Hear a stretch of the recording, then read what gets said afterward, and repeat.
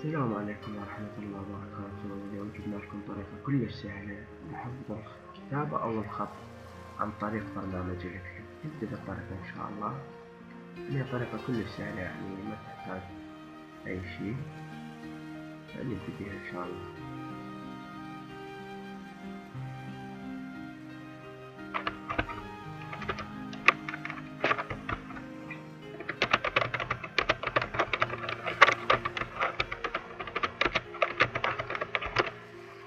بسم الله الرحمن الرحيم.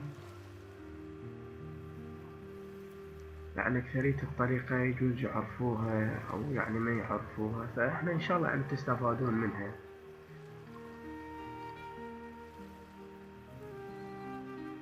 أنت هسه هذا الخط الأزرق، أنت كل ما لا تحطه، أخذ الخط، كتب كتابتك، كملها، زغرفها.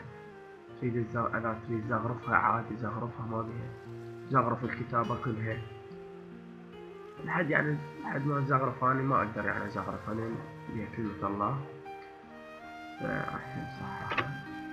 فتجي عن طريق هذا البرنامج، برنامج القص، تاخذ قص الصورة، تحفظ الصورة، تحطيها سيف، يعني ما نحفظها واحدة، اطلع من برنامج الكليك نهائيا، طلع على برنامج الفوتوشوب، اخذ الصورة اللي اخذتها استوى.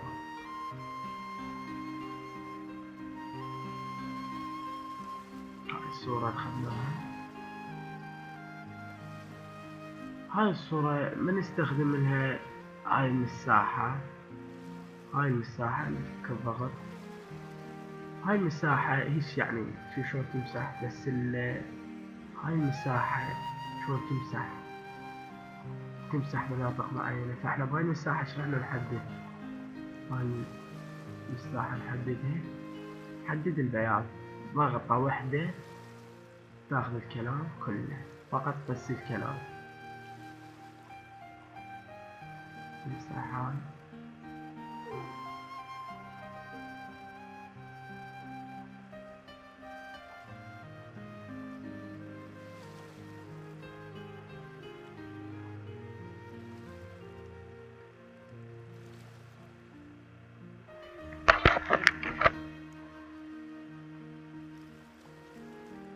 إن شاء الله تعجبكم الطريقة، وتقدر يعني تحط لها الباترونات عادي، يعني ما تقدر تحط لها الباترونات والستايلات عادي.